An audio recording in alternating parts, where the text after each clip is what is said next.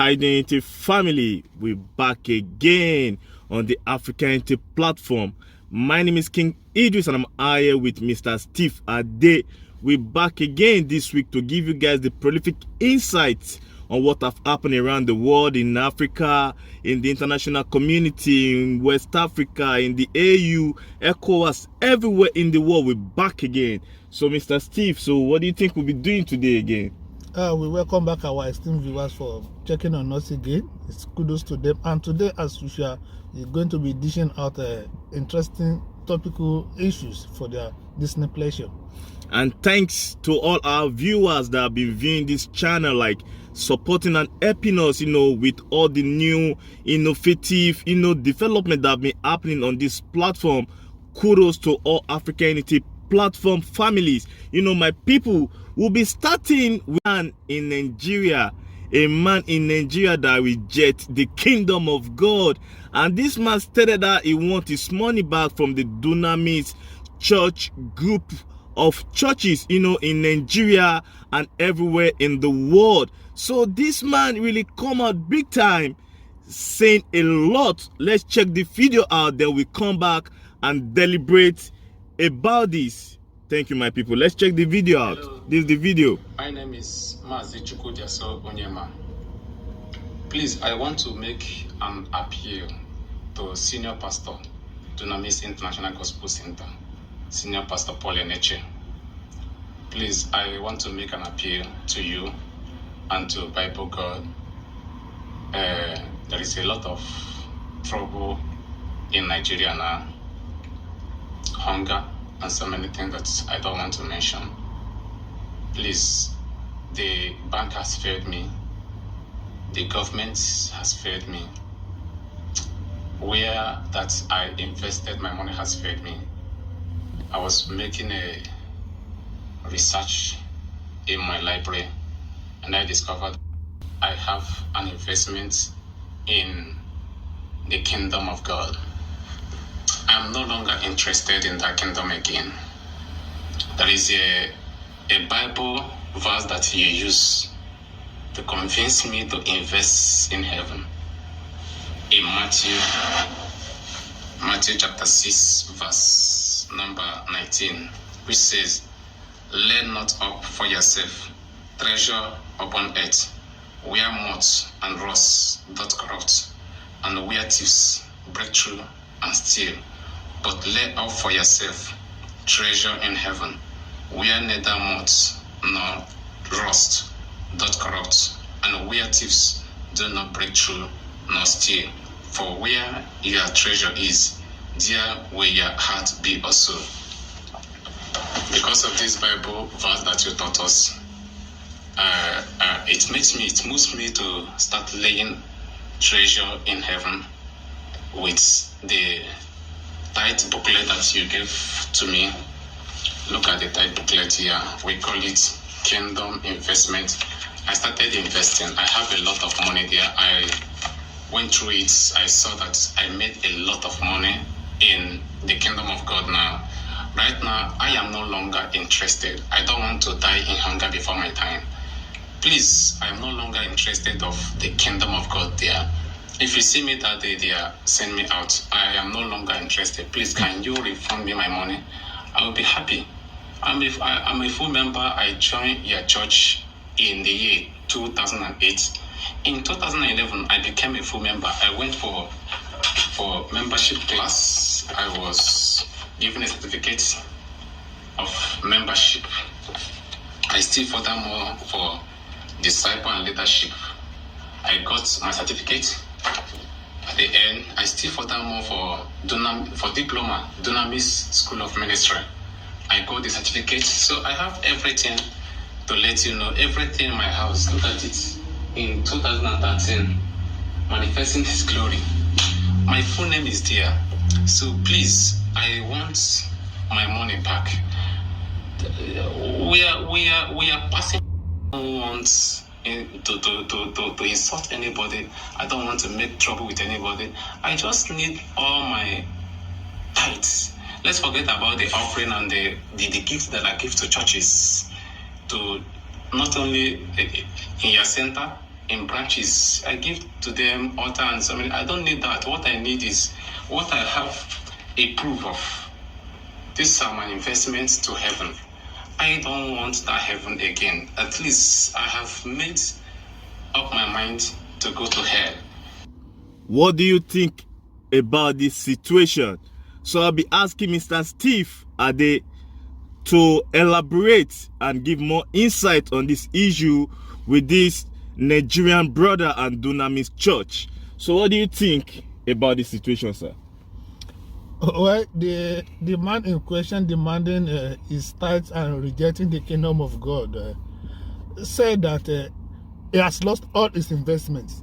Yes, things are difficult. He could not get his money back from the bank, and things are terribly difficult in Nigeria financially. So he came up to his senses. According to him, he said he went through his records and discovered that he had invested a lot into the kingdom of God. And he himself said it. One of the quotations the church or the pastor, Paul Eneche, has used to convince him to invest in the kingdom of God is from the book of Matthew, where it is written that our treasure should be laid in heaven. Yeah. Which, according to me, he has been doing. Now, to him, if he has invested so much, he has the right to withdraw his investment. He's tired now. Yes, he's tired. I said he's no longer interested even in going to heaven. That even if by mistake he's found in heaven, he should be taken out of heaven.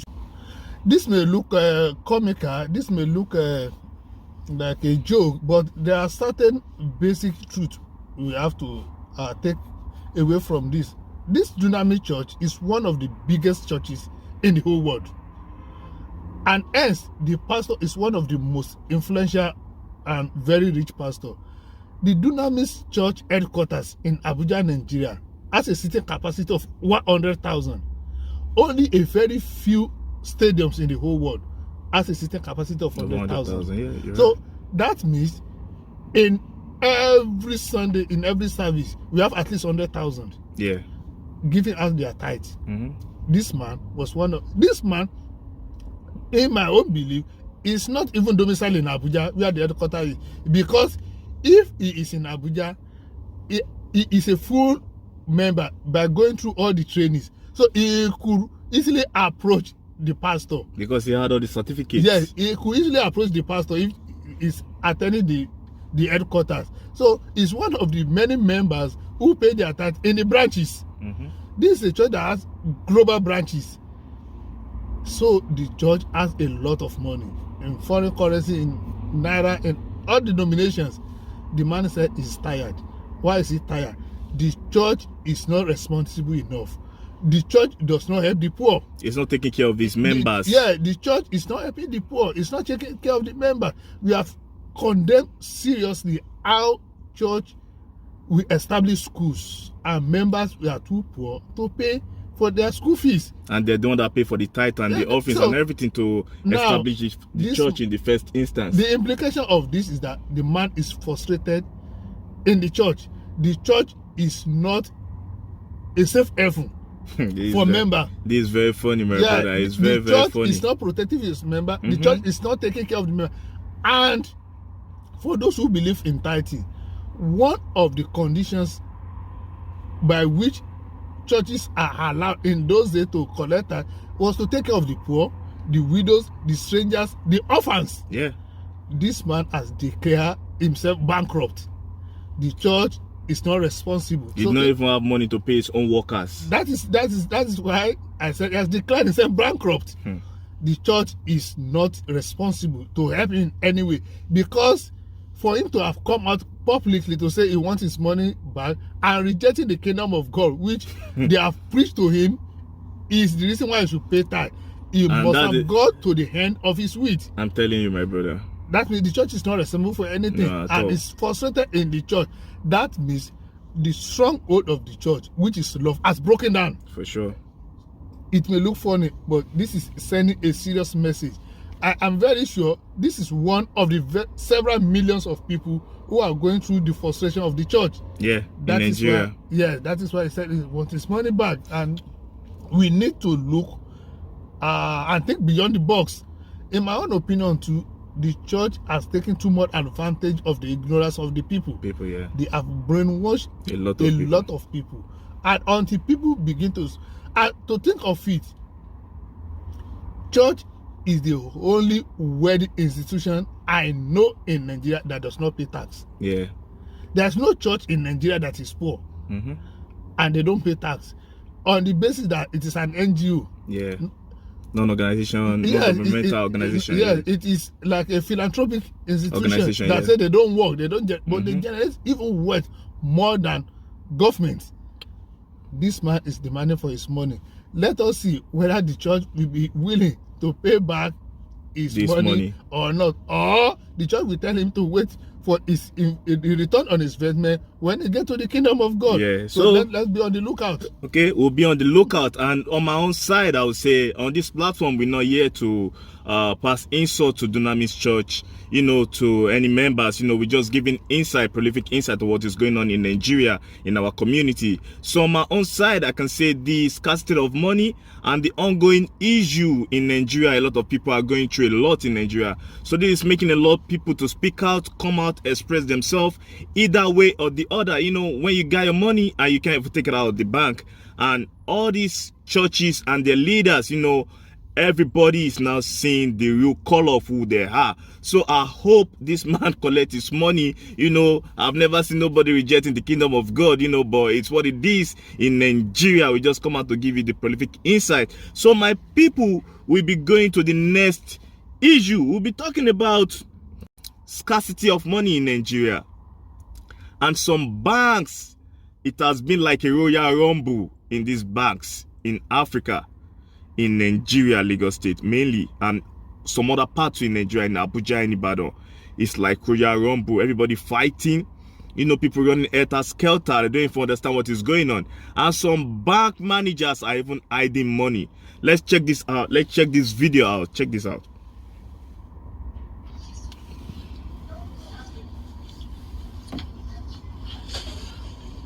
Okay, sorry, madam.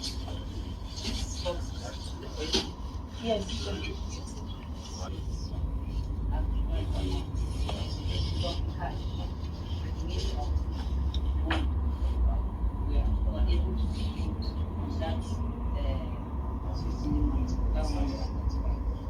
That is Nigerian money.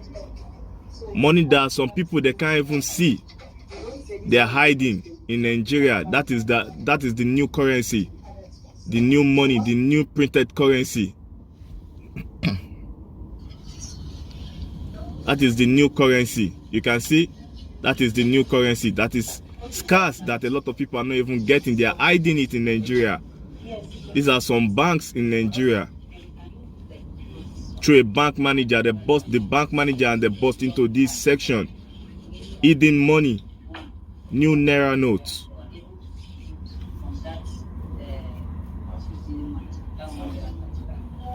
So my people, what do you think about this video?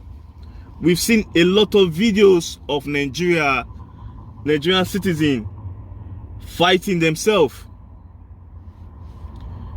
We've seen a lot of these videos.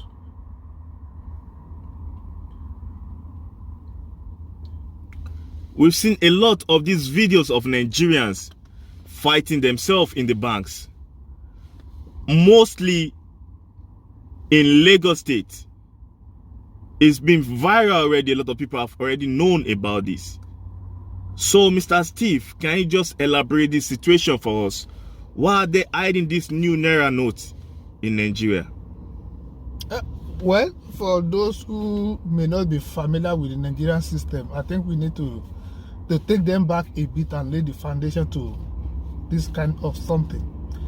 In 2020, during the time of COVID, where government instructed people not to go out, not to work, federal government, decided to send some food items called palliative to distribute to people, to help some people, because they are not working, they are not earning money. The less privileged and the poor people, Several states in Nigeria hoarded the food. They did not distribute. As little as noodles, until people are tired and started breaking the warehouses. The palliative, Food storage. to take the food out. That is one. Two, in Nigeria, it is customary, though illegal, that there are some people who will go to bank, or who will bank will give money to new notes, give them to, and go to the roadside and sell the note. The essence of this, for people who want to go to party and spray money at party, it is more respectable if you spend new notes. So they go to the roadside, buy new notes, and go to party and spend.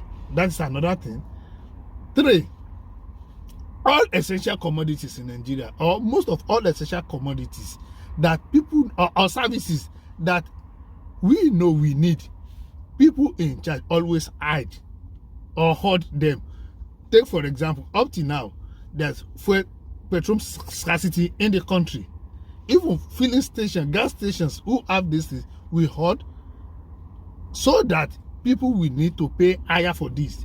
I've seen several videos of somebody who will lock the gate at the filling station and demand you pay 200 for you to get access. They'll demand for money. Demand for money. So anything that is very, very essential, Nigerians take advantage of the poor people to enrich themselves. So this is not new. The last time Nigeria did a change in currency was 1984. Incidentally, it was during a time this current president was the head of state. He was the military then. So doing this again, because the military guys were in power, they could force a lot of things. They could force people, and you hardly could say anything because you can't even do nothing. This government then, the government then led by Buhari was a little bit notorious for Decree 2, where you could hardly say anything. With the support of Idi. Yes. Now, this thing is happening. One, this is a country where we have government approved exchange rate for dollars, and we have the black market. Government has not been able to stop that. Why? Because most people who have dollars, government agents, banks, will give illegal bureau de change this dollar to go and change for them. When this new currency came, the Central Bank of Nigeria had said before that 80% of money in circulation do not go through the banks. Now, if 80% of the money in circulation do not go through the bank, that means before at all you will plan of redesigning money and facing out the old one, you must have enough money, new one, to circulate. Unfortunately, the commercial banks where people could get the new one are not helping matters. They are using it as a business. You go to the banks, the bank staff in some cases will load the ATM, the new currency. They really want to put the money out. They go to the black market and give some people who will sell for them. Because you go to illegal centers like POS centers or some private people, for you to get 10,000, you must pay them 11,000 to get 10,000 of your money. There are viral videos of people fighting in the bank. There are people who went naked because they are tired, they are frustrated. They could not access their account. They could not get the new money. I even saw a very serious, pathetic video. A man went naked, stuck naked in the bank. He could not get his money. You know what his son did? The son gang up with some other boys in the community and attacked one of the bank staff for refusing his father access to his money. They beat up the lady. They took up one of the tires of her car. Things are getting worse in Nigeria. People are hungry. You can see this man asking for his money now. Yes. That he doesn't want to go to the kingdom of God again. People are angry, and you cannot allow them to access their money. It's terrible. People will do anything to survive at this time. Now, this Supreme Court, 3 states in Nigeria, I think Kogi, Kaduna, and Safara, went to the Supreme Court and got an injunction, ex parte, meaning that the Central Bank of Federal Government will not need to defend themselves. And they have extended that. federal government or CB or your agent cannot stop people from spending the whole money for now, at least till there have been an extension until the Supreme Court will be able to determine. But the problem is, will still there be enough money for people to in get Nigeria, from the bank? because and there's people this population and all this hunger people are and dying. everything that is going People on. but thank God the central bank is doing something. They are visiting some banks and they are giving instructions to banks to load their ATMs with money. In a state, Borno State, the governor had to threaten banks that do not supply customers, people, enough money to withdraw, it will revoke their certificate of occupancy. If we get to this extreme end, people are not ready to learn and be helpful to be. We just want to be wicked to each other. Every little opportunity, whether it's going to be gruesome, it's going to be painful to the majority, many of us do not care. Yeah. We just want to be benefiting from it, from the pains of others. This is pathetic. This is bad. This cannot happen in a country that is sane. No. Quite unfortunately, I have not heard any news or read any news where people have been arrested for hoarding money. No, I don't think it's going to happen. So this is the thing. It will continue until punitive measures are taken against people who are doing this. Yeah, I hope they're going to do that. In Nigeria, and they're going to change a lot. That is going on. It's something they need to change. So my people will be going to the next one.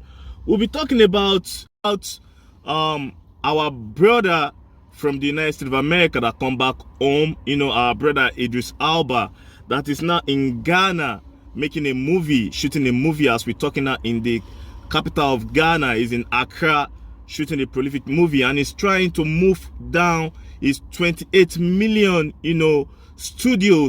movie studios from the United States of America down to Ghana, Accra. So we'll be playing you see the video when this man sit down with the prolific president of Ghana, President Akufo-Addo in Ghana, in the Jubilee House in Ghana. So let me play the video, so we'll come back and talk about this and deliberate about this. Mr. Steve, I did give you guys the new insight. Let's watch this. Competitive to the rest of the world, but we believe for sure, and I know you believe this too, it's been part of your legacy that you want to leave as well, that Ghana should step up in terms of attracting those filmmakers.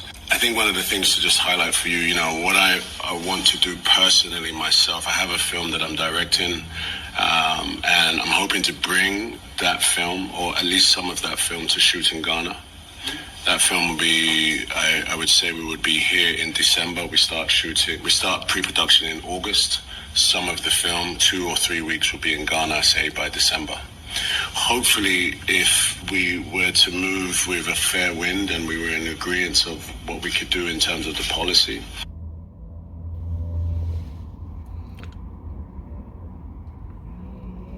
We could case study my film as a proof of concept.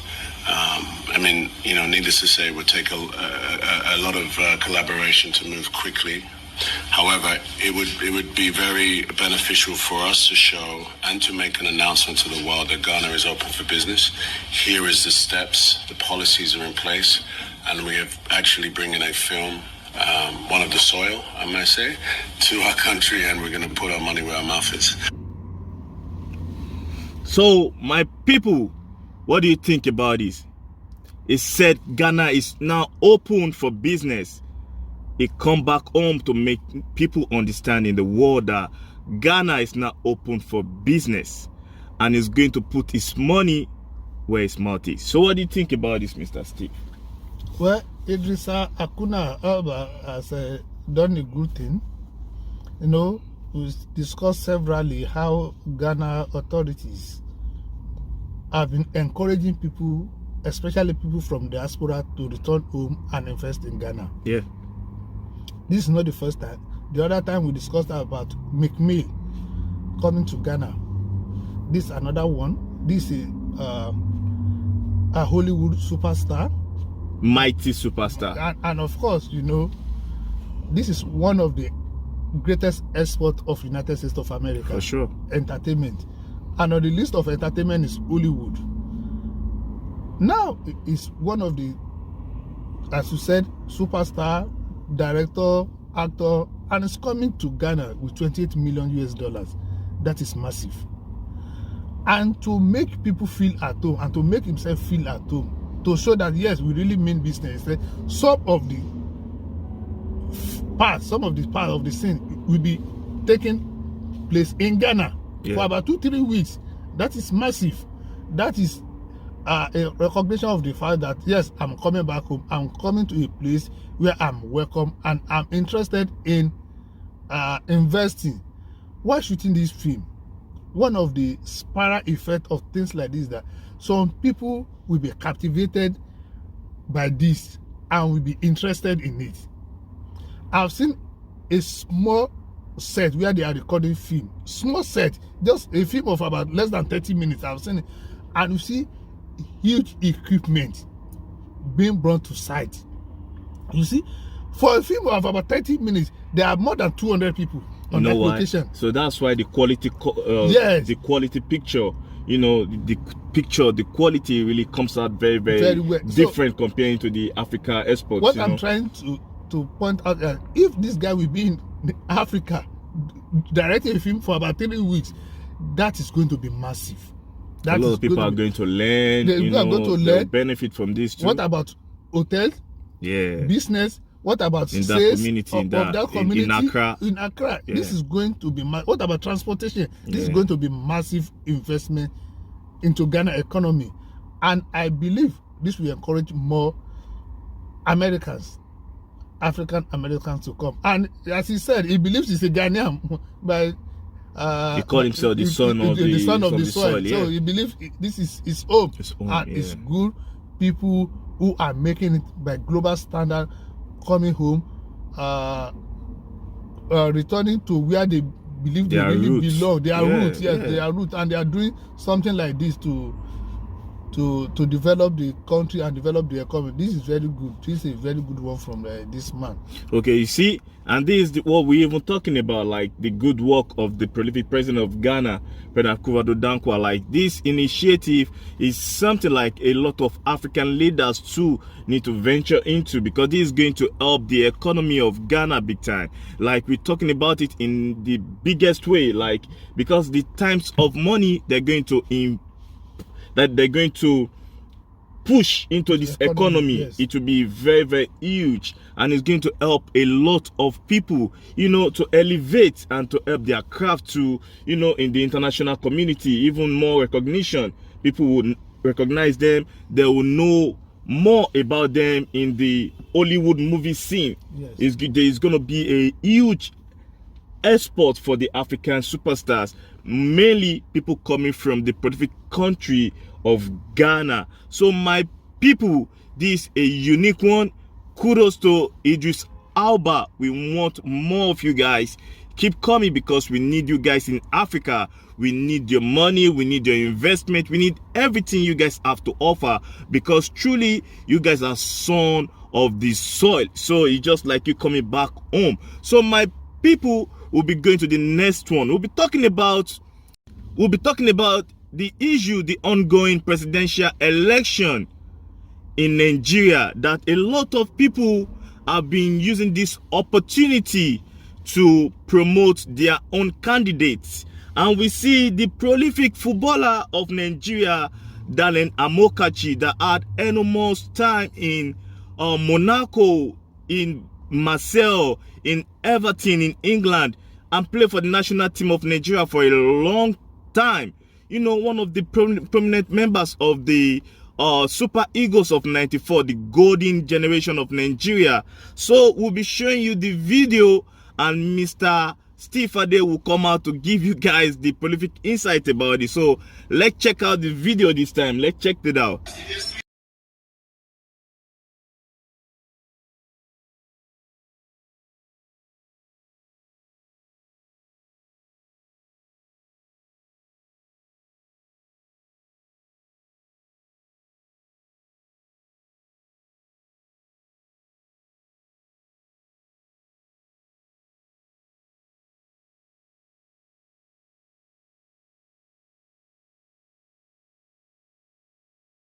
My people, what do you think about this? Is Tinubu the right man for Nigeria, or Atiku, or Peter Obi? Why is everybody going all out for the former governor of Lagos State, Asiwaju Bola Ahmed Tinubu? So what do you think about this video that we just see? The prolific son of Nigeria. You know, a lot of people really like Daniel Amokachi. You know, seeing him doing this about Bola Ahmed Tinubu. What do you think about this? Now, before on this platform, we talk about the three seemingly leading candidates to the Aso Rock in Nigeria, those contesting for election, I mean. And I've said that the three leading candidates, Bola Ahmed Tinubu, Atiku Abubakar, and Peter Obi, none of the three will get my support. But let's say it as it is. Bola Ahmed Tinubu is a master trickster when it comes to politics. Yeah, he's a politician. There has never been a politician in Nigerian history who has cut across all regions like Bola Ahmed Tinubu. Whether we like him or we don't like him, that is the fact. Nollywood. Yes. Nigerian version of the Hollywood, which is the biggest in Africa and third biggest in the world. Yes. Are the support of Tinubu. Yes. Many members of Nollywood are in support of Tinubu. Many of them, although not as a body, as a Nollywood, but very prominent members of Nollywood are in support of Tinubu. That is one. Two, we have seen great football stars. We have seen Okocha, we have seen Kanu, we have seen Taribo West publicly coming out for Tinubu. And now we've seen Daniel Now Amokachi. we have seen Daniel Amokachi, the bull. The bull. Amokachi is a football superstar. Yeah, in the world. He played in Club de Brugge. Yeah. He played in Everton. Yeah. He played in Bekistan, Turkey. Yeah. And as you said, it's one of the golden 1994 set of the Super Generation, Eagles. yeah. So we cannot rubbish Amokachi when it comes to football. Yeah, his contribution to Yes. Nigerian football, yeah. And to come out now in fact, this is the biggest iconic support I've seen in when it comes to support for candidate. This is Rolls Royce. Yeah. That he has put poster of Bola Ahmed Tinubu. This has never happened before. No. He has come out in a very special way to say no, and for this man. So Bola Ahmed Tinubu has got the support of who is who in the society. Yeah. Although we may want to say that every person has one vote, but these are influential people in the society. Other people may have their own, but there is nobody among the contesting candidates who has got the cream of the la cream of the society supporting me, like Bola Ahmed the cream Tinubu. de la cream support in Yes, Nigerian politics in the here. Nigerian politics, We've never there's seen nobody. nothing like this We have before. never seen For nothing a like this Rolls before. Royce to be presented and, you know, with all the stickers With all the of, you know, stickers it's of to the candidate. my brother, This is iconic. top notch. This is top notch. This is strange. Iconic. And this has never happened before. He said he is strange. This is strange. It has never happened before. Even in the US, I've never seen people painting No. Rolls Royce in support of Like anybody. the Democratic or No, the no, no, Republican, no. you know, you This can't do is- that openly over here. This is a statement in campaign dictionary of Nigeria. In the history of In the Nigerian history of politics. Nigeria, it has never happened before. So, where people will come out for their candidate, let us see how far these influential Nigerians will be able to sway the opinion of people and the mind of people to vote their preferred candidate. To put in their preferred candidate to Yeah. put them in. So do you think Tinubu will be the one? No, as I've said, Hey, I'm you're not interested. I'm not interested. Hmm. But whether I'm interested or not cannot change things. Yeah, it can Cannot never change change because people are going to make the opinion. Yeah. Yeah, they'll be the one to make the final And we judgment. must and give the it final to say. Bola Ahmed Tinubu. Why? He's the only one I've said that has cut across all regions, all tribes In in Nigeria. Nigeria today. In Lagos State today, Yeah. there are people of other tribes who are in government of Lagos State. Okay. It has never happened in another place. No. It's only in Lagos State. It's only in Lagos State. So He just like one nation, one people, you Yeah, know. yeah, And he so- made the cooperation and the, you know, the support from mostly the APC members, you know, they made it very, very adequate and very, very powerful in Lagos State, Yeah, and you know, mostly in the western region of Nigeria. Tinubu himself has boasted severally that without him, the present incumbent president wouldn't have become president. Yes. And he has said this is his time. So I know he's going to pull in all his effort, gather all the votes necessary to make him the president. Okay, so my people, we've had this from Mr. Steve Ade. He's not even interested. He's just saying his own part, you know, to give you guys the prolific insight on what is going on. We'll see who's going to come in. We'll be expecting more in this month of February. I think this month will be the month for the election. Yes, and you know, if you do not forget, there was one particular Nollywood actor who came public and said Tinubu and family has helped him so much that if he needs to die for him to become Tinubu, the he would die. You remember Tinubu. the actor that went naked praying for Tinubu? Olaya Igwe. Yeah, this thing has never happened to any candidate before. This is the highest, the top notch. That's the highest support you can give. In Going naked and filming yourself and posting it to declare your support for a candidate. This is huge. How crazy people are for this man. So Tinubu. So my people will be going to the next one. We'll be talking about the ongoing issue, and a lot of people have been talking about Idris Abdulkarim, you know, the prolific Afrobeat superstar, you know, the rap god that come out of Nigeria, that be doing a lot for the Nigerian entertainment industry.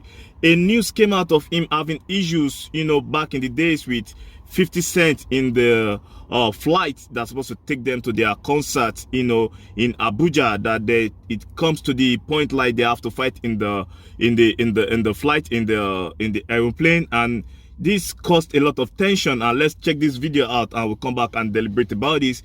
We're just celebrating the life of this brother. He's alive now, and his wife really helped him out by donating kidney to the husband, to this great man, this great legend coming out of Nigeria, Idris Abdulkarim. Let's check this video out, then we'll come back and deliberate about this brother. Thank you. Nigeria, bro. And we had chartered this one big plane for everybody who's on the whole entire show. One of the guys felt like 50 was sitting in his seat, right? And security was like telling them, yo, you sitting in 50 seat, chill, can you get up? He spoke a different language and jumped all in his face. But I don't know, within 5 or 10 minutes, I don't know who that dude was. He made a call, man. All of a sudden, I just see it's like a movie. I just see a dude standing in the middle of the runway, walking towards the plane while the plane is taking off. And guess what the plane did? Stop. The pilot stopped the plane and left us. I could not believe this, bro. I'm way in Nigeria, like, what the fuck is going on? And matter of fact, who is this that this powerful at the airport, walking in the middle of the airplane runway? Bro, So my people, the brother this guy was talking about is Idris Abdulkarim, the rap god, the first rap artist out of Nigeria from the Remedies group, from Kenny's Music back in the days. They've been running the entertainment industry of Nigeria. So what do you think about this this tension at the time of 50 Cent coming to Nigeria and Idris Abdulkarim fighting for the African stars, you know, the Afrobeat stars that they're not enjoying now, and how his wife donated one of her kidney to him? What do you think about this innovation? Well, this reference was happened some years back. It's not a recent occurrence. Star Lager beer is one of the high-end beers in Nigeria, and they are doing this concert from one city to the other. In this particular occasion, some stars from America came to Nigeria for the concert. And according to Idris Abdulkarim, who is noted for not fearing anybody, when it comes to speak, he speaks out. You know, remember, is the one that released Nigeria Jaga, which that, you know, Obasanjo said. Yeah, we got the president then. Yeah, angry. President Obasanjo angry. But this man did not care. So, when this superstar came from the United States, according to Idris Abdulkarim, part of his contract was that the treatment you give these foreign stars, you give the same to me. Because we Nigerians, we were the one drinking the beer. No foreign star has ever come to Nigeria to drink the beer. So you should give us that preference. And according to him, the promoters agreed only for him to get ready for the play and say a particular seat was reserved for 50 cents. He said he did not budge. He said no. He will sit there. First class will be for him too, because he should be priced higher than a foreigner in his own country. To his surprise, even some of the Nigerian music stars were even condemning him, saying, yeah, he should leave. He should leave that. I said, no, he will not leave. In fact, he went further, that he insisted he's sitting there, and when he got to Lagos, he said he phoned another superstar, Charlie Boy. He's the P-Man president at the time. Yes. So I said he called Charlie Boy and told Charlie Boy. And Charlie Boy, you know, Charlie Boy is the unofficial chairman of all bike riders in Lagos. So he put all the bikes out to Ikeja to cause disruption. So that is what 50 Cent was trying to relate in that interview. But the point I'm taking out of this is this. Idris Abdul Karim believes so much in himself. He believes so much that nobody can treat him as a second class in his own country, true, especially by his own people. He stood for that and he fought for that, and he won that, and that has been a step for other people to lean on, to grow. This is the kind of person we want. And apart from that, no, if you are good, you are good. I have never seen Abdul Karim talking bad about his marriage system, about his family. He's a good musician, he's a good family man. Just recently, he came out again praising his wife. Yeah, even creating a music for her. Yes, creating a music to praise his wife. He set up a kind of music video, to praise his wife. What did the wife do? His wife decided to donate one of her own kidney. To donate one of her own kidneys for this man. And the man is ill and healthy. Thank God the operation went successfully, and the man and the wife are bouncing. And again, I listened to his interview too. He said one of the interview, he lavished praises on the hospital and the doctor that take care of him. That took care of the operation. And he again said there are many hospitals, doctors who are fantastically doing well in Nigeria, that we don't even need to go abroad for kidney transplant. We know we have one of the best doctors in the world. One of the interviewers told him, he said, but you said the other time Nigeria jaga jaga. Now you are praising Nigeria. He said Nigeria is still bad, but there are fantastic people in Nigeria. There are a lot of good people in Nigeria. So this is a strict man. This is a man that's highly professional. This is a man that does not, as we say, go forward and come back. No, he believes in something, he fights for it, and gets results. So that is the kind of person who Idris Abdul Karim is, and forever he will get my support and get my respect. And kudos to his wife for giving him the kidney too, because, you know, for every man, it will be very little when you see people like that kind of wife to give her husband a kidney. You know, is something very, very expensive. Like, a lot of people don't even find that till they die. So Idris Abdul Karim is a lucky man, and, you know, he's been putting a lot of work into the Nigerian music industry, one of the earliest icon and the people that start this prolific music scene that a lot of people are not enjoying today. So we're very happy that he's alive, and we have a lot of respect for his wife, for the support and the encouragement that she has, everything that she has done to support this brother at this time.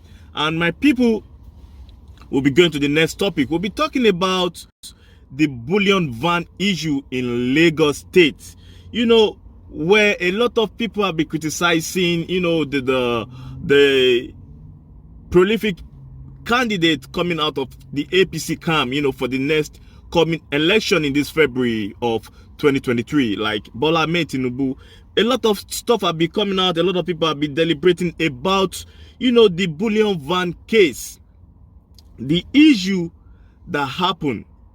Let's play this video, and a lot of people have more understanding about this case. Let's play this video. On the other question of the bullion van or no bullion van and all of that, I think that matter have been put to rest. There was no money in the bullion van. The bullion van that even came missed the address to have come there. Okay. It missed the address to have come there, and that was why the bullion van was... But why was bullion van moving on election day? I thought there was supposed to be no movement. No, it was not an election day. It was not. It was. I will find. It was. I was in the house on that very day. It was not an election. So it was the day before election. It was. Bullion van moving The bullion van was missed the address to have come there. Okay. I thought your presidential candidate had actually said that. Mindset that truly has money. He went to cash 1 million naira, brought it to his house. My people, this is what we're talking about. Look at this kind of issue.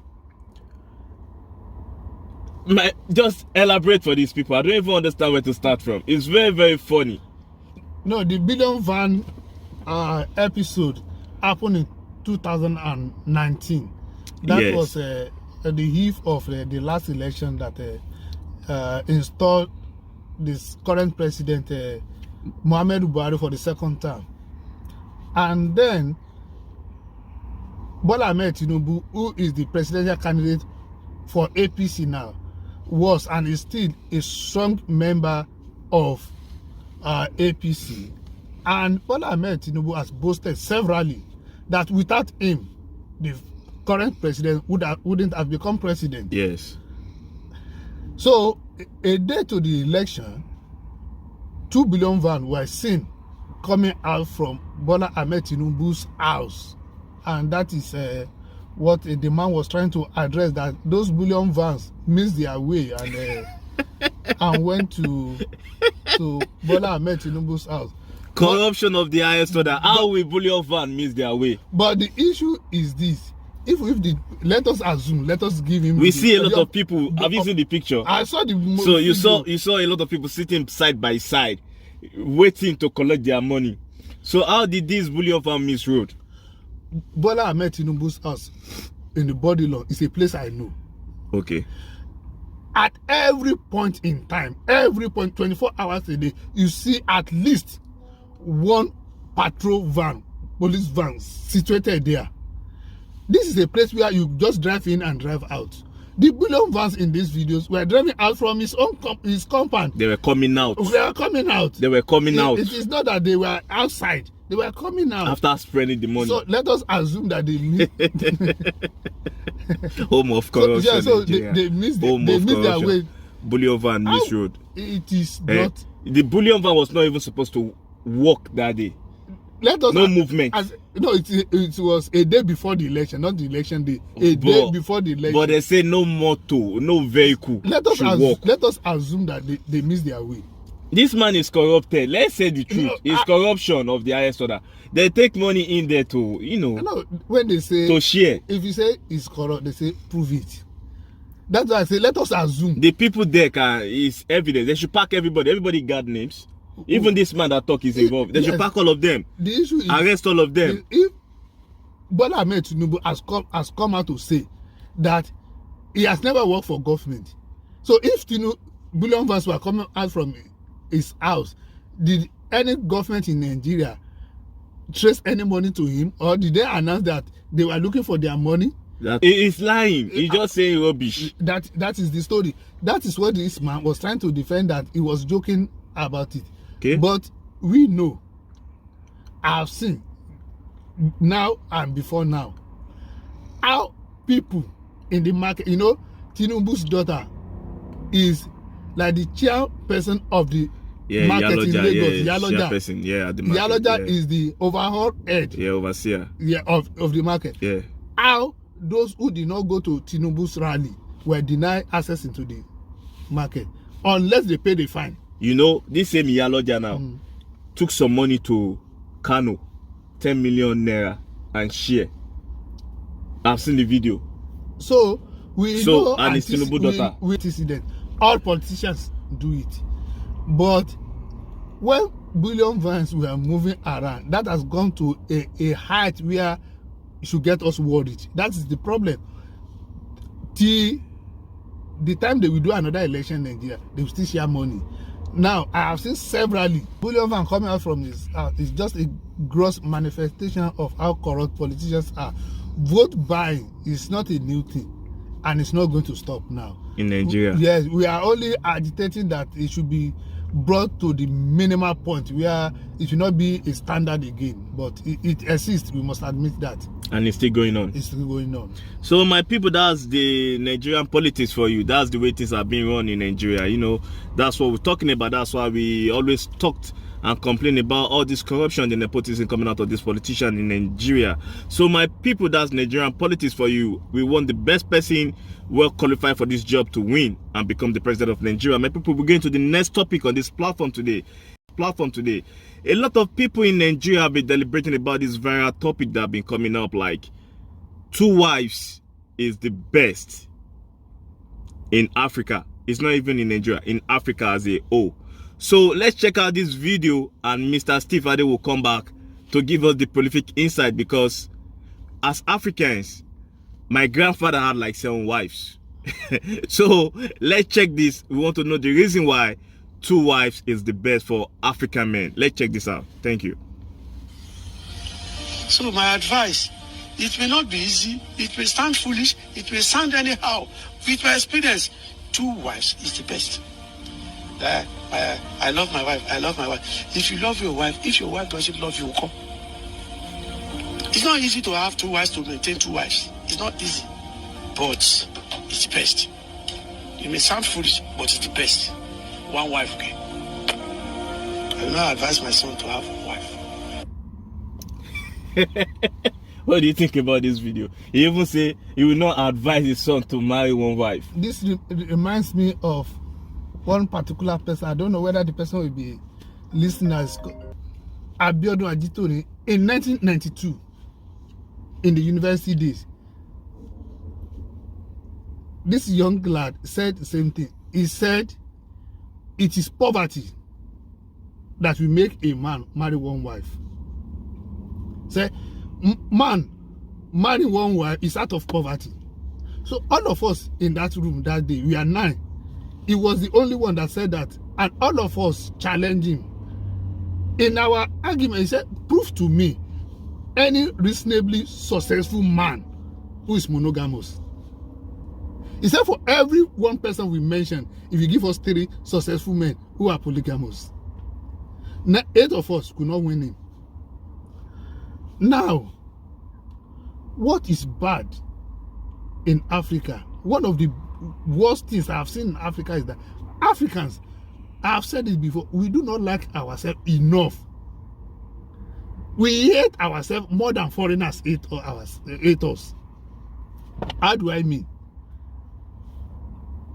Monogamy works in Europe, works in America, because their system is that you depend on government for almost everything.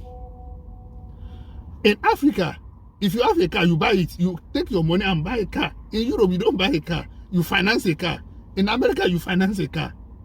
So, averagely, an average American, an average European has enough money to live for the day. But in Africa, what we do is that we plan for today, we plan for tomorrow. We don't need to rely on anybody. We don't need to, the government is not even there. So we don't rely on government. We plan for ourselves. In Europe, in America, there are government mechanisms in place to take care of you when you are old or when you are not working.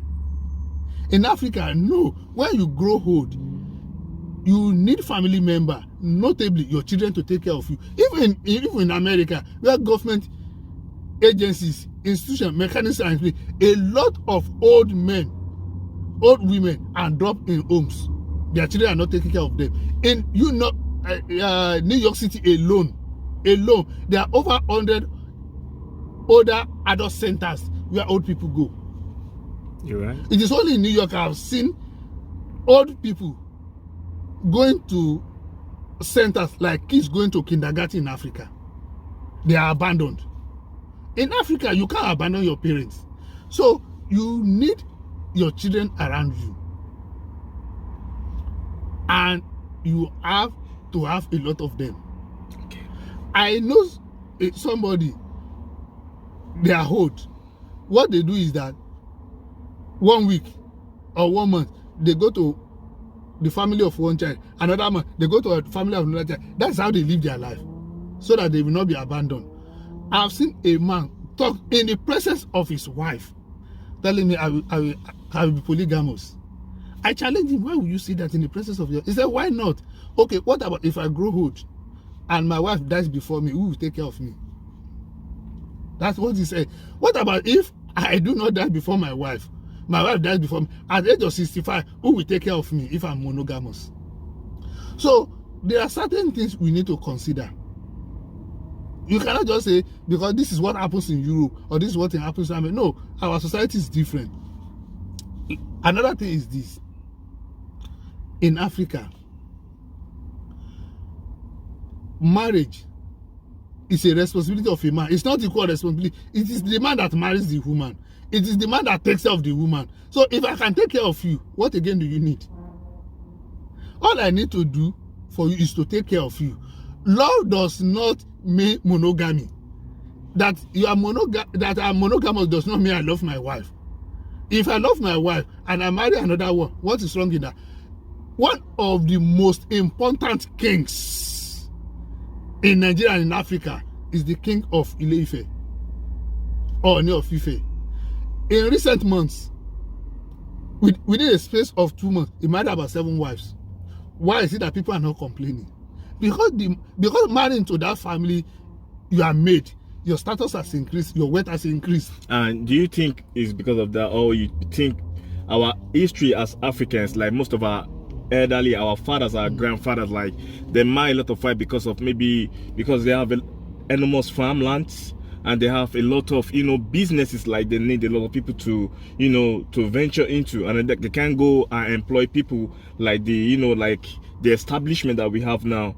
Do you think it's because, I thought maybe it's because of the farmland and the business that they have enormously at the time? That's the reason why they were marrying a lot of wives. Or what do you think about One that? of the most ignorant statements, unconfirmed statement I've heard is that people in Africa marry many wives because of farmland. No, I don't mean to use them as farm slaves. Yes, as farm hands, to help them, to help the family, to help the family in the business, in terms of business. It is an ignorant statement. I've just mentioned 2022, a rich king, rich in millions, marry about 7 wives in the matter of... So, are you telling me that the children will go to the farm to go and farm? No. One of the richest man in Africa at the time was late Chief MKO Abiola. He had many wives. None of his children went to the farm. Yeah, even till now, no one is doing up to now. Every rich man in Africa, every rich man, more than 90% of them are polygamous. How many sons of rich men have you seen in the farm? In fact, it is the son of the poor men that you see working on the farm, whether they are monogamous or polygamous. One of the most important obas in Yoruba land that just passed, late Oba of Alaafin had many wives. If some of them younger than his children, did any of them go to the farm? So you believe it's about their status? It is status. In the environment, in the society. This is status. It has nothing to do with going to farm. So it's that status, right? If it is going to farm, why I see that Sultan of Brunei is polygamous. Sultan of Brunei is one of the richest men in the world. Is polygamous. How many of his children will go to farm? In Saudi Arabia, how many people in Saudi Arabia are monogamous? So all their children are going to farm. So polygamy has nothing to do with having children to go to farm.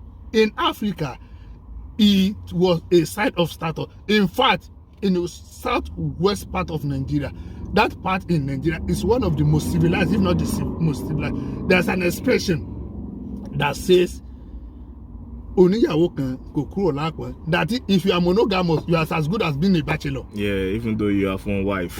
So if you have one wife, you are as good as you are a bachelor. So it has nothing to do with. That's the Yoruba language for people that doesn't understand. It has nothing to do with want to have children to go to the, and let me say, in those days, there are many professions apart from farming. Many professions, many of them apart from farming. So why are people talking about farming? This is a statement of the ignorant white men who started writing. That is what they wrote in books for us. Because that's what they want for us. That's what they could understand. So if you are financially buoyant, you can marry as many wives as you want. Okay, so let me ask you. Okay. Is 2 wives good or 1 wife is better? Which one do you think is more better? This one has, I cannot define the general definition. It depends on what you can cope with. If you can cope with 10, marry 10. So you go with 2 or 1? Simple question. It depends on the financial status. Like your financial status, Mr. Steve Ade, you know you have money. Can you go with 1 or 2? If I'm a multimillionaire, if I'm a multimillionaire in dollar, naturally women will come to me. There's nothing wrong.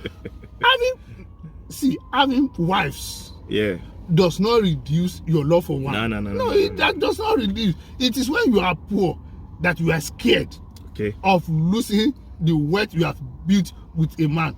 Okay. It has nothing to do with helping people on farm or not. It is a fear of losing. And it's all about your status. It's all about your status. So my people, you've heard Mr. Steve Ade, he said if you have money, if he's a billionaire or a millionaire in dollar, is going to marry more wives. My people, my grandfather had 7 wives. 1 is okay for me. I don't want troubles, you know. I'm an African, but you know, I'm not too bust up like that. But I hope. Sorry to cut you short. Maybe I can marry 2 wives too. People complain about if you have many wives, you have more troubles.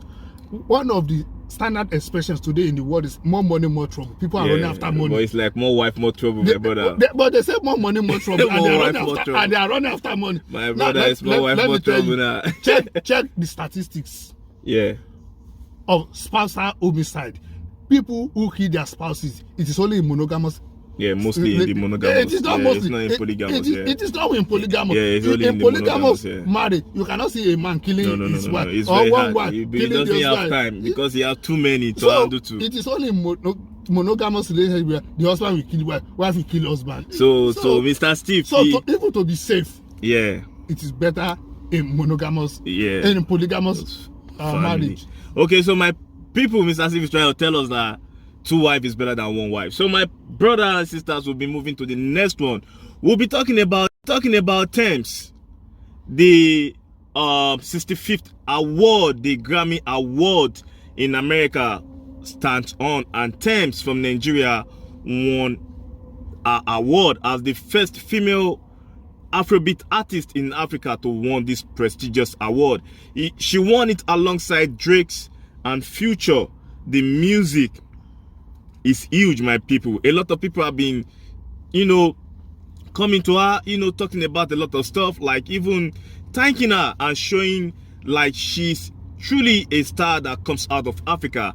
A lot of people have sent their support, this huge for the Afrobeat fraternity. Like a lot of people knows that now most of the African stars are the main deal. So what do you think about this innovation? And Burna Boy have already come out to lament and complain about Diddy, because Diddy, Puff Daddy from New York, make a joke, an expensive joke about Burna Boy, that he helped Burna Boy the last time because he was the executive producer of the Twice as Tall album. He said he helped Burna Boy to win the Grammy. Now Burna Boy thinks he can do it without him. Now he lost. He called him a kid. And there's a lot of messages online. Everybody can check it online. You can see when Burna Boy was thanking Diddy, like with Diddy's, Diddy say, no, you did it. So it's out there. So it has come out opener, like Puff Daddy helps Burna Boy. So what do you think about this term win and this war between PDD and Burna Boy? If you want to start from Burna Boy and Puff Daddy, promoters or producers and the artists always have one problem or the other. And in that case, what I will advise is that there should be amicable settlement of any dispute, any difference they have. If Burna Boy wins again, it is a good thing. If they come back together and win again, it is a good thing. So win is always good. For sure. So anything that both of them can do together that will promote both of them, that is what I will root for. But don't you think Burna Boy arrogance is coming out big time now? Because, you know, Burna Boy have a lot of history in Nigerian Afrobeat music scene as one of the best I've ever did it. But, you know, he had a lot of, you know, tensions too. He's one of the artists that had a lot of controversial issue, you know, dramas every time. I'm surprised that even though if P. Diddy helped this brother, he's an African, he should act accordingly and thank this brother. Not because you lost out the second time. Now you're hungry and you're now lamenting. No, if you have benefited from somebody, gratitude is a virtue you must display. For sure. It's a must. Yeah, it's a must. You must say thank you for doing this. See, big stars like that, producer of music art, a statement publicly is enough. It satisfies a lot of things. Oh, Big Daddy, Puff Daddy, I thank you for what you have done for me. He said it the last time. Okay. That's what I was saying. He said, I can never did this without Diddy. Diddy, we did it. Yes. Then Diddy sent back to him and said, no, kid, you do it. You did it. Like, you the one that did it. You know, the last time that he won the award, you know, they talked about that on Twitter and they sent the messages. It's viral. I don't need to be reading that. But, you know, now that Thames win this award, Burna Boy came out. It's not even the category that Burna Boy was being grouped. It was a South African group that won this award, that won it.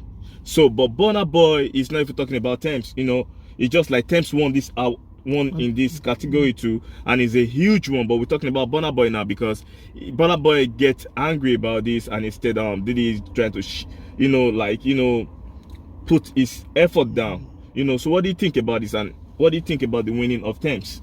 No, Thames is congratulations to Thames for winning this award, especially being the first female act in Nigeria to win this is a in Africa, like the younger generation. We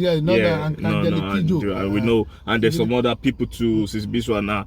But we're talking about, you know, the younger generation of Afrobeat, in this modern era. It's good. This is an encouragement. This is good for him. At least it is a huge achievement for him. This is the greatest pinnacle when it comes to musical world, winning the Grammys. And this is very, very good. This is very, very encouraging. This is the kind of news we have said severally we want to hear from Nigeria. This is the only product we know how to sell very well. No. And yes, now we are selling it and people are buying. This is very good. Congratulations to Thames. The only thing I can wish Anna is she should not rest on her horse.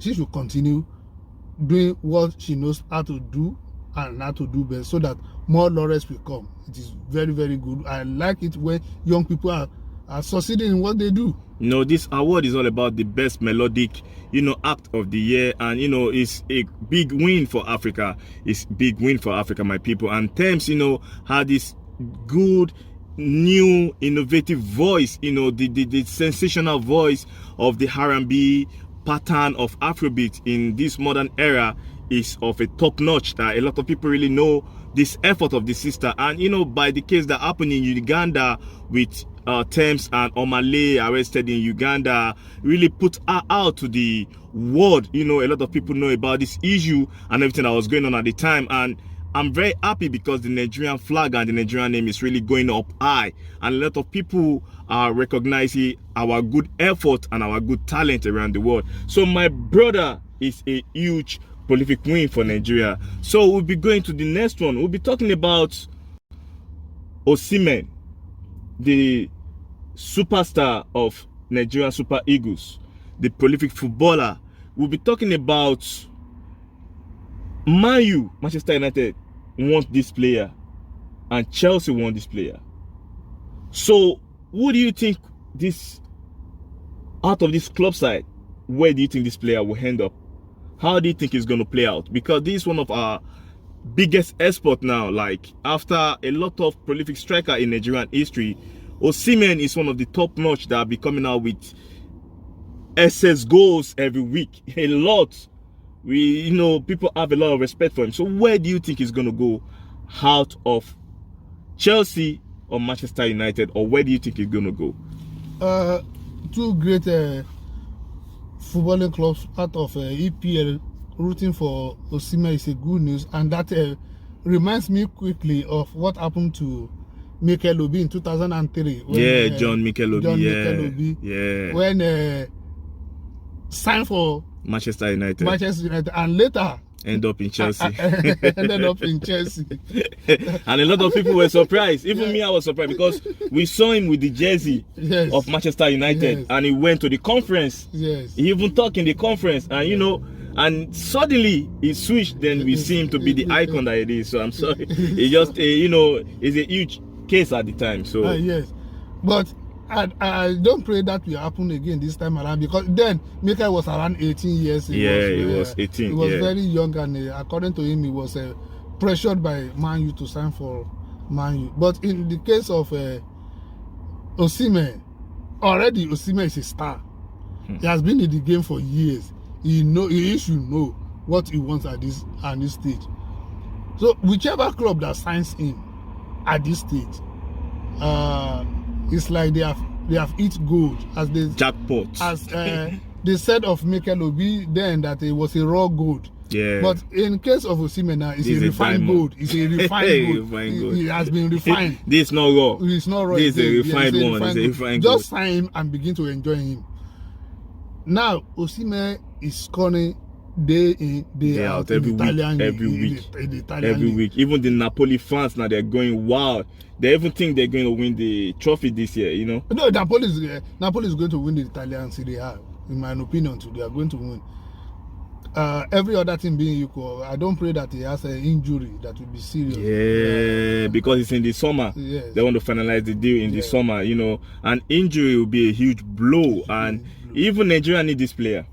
Of course. We need this brother at this time. Of course. Tell me, which player do we have that is on this level? He has a ready-made jersey with the Super Eagles. I'm Thank sure you. of that. So, whichever club he goes to, I think he should be able to maximize his potential there, and it's going to be a contract that is worthy of his status. Although Chelsea is not particularly doing well now, but they got the bag. Yeah, they got the money. If he's joining there for a new season, a team can revamp, it can do a lot of time. And it's in the summer. That'll be the new beginning of the new EPL season. So either of the clubs is good to me, in my own opinion. But where do you think he should go?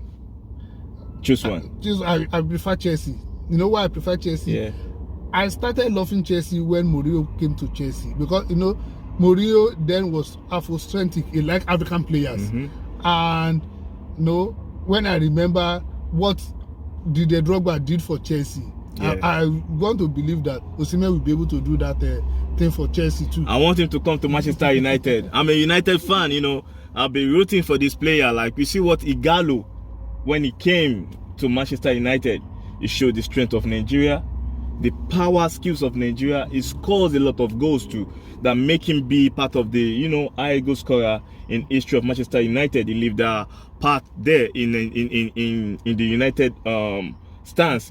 So if Osimhen can come to continue this effort too, and show the good qualities of Nigerians, the acceleration, the strength, the power of Nigeria, and project the beautiful country of Nigeria to the forefront in the European League, this would be a beautiful achievement for him, because Manchester United is one of the top notch, one of the richest, and one of the 5 best club in Europe. Because after I mentioned Manchester United, you're gonna go down to Real Madrid, then back to AC Milan, Juventus, Barcelona, and PSG now, at the 6th one. My people, this is what we're talking about, on AfricaUnity platform with King Idris. Is all about unification. Is it about one? Is it about togetherness? And Mr. Steve Ade, thank you, sir. Thank you. I really appreciate you for you coming, and I hope his platform by our next topic, our next content, the next time we'll be coming back together, we'll be talking about Mr. Steve Ade, his platform, so people will go and check out his own content to, to support our brother that will be coming out every week to give us the prolific insight that we need to know in Africa and in the international community. So my people, we come to an end of the segment today. I'll be saying, one Africa, one people, one unity. Africa unity to the world. Thank you, my people. One love.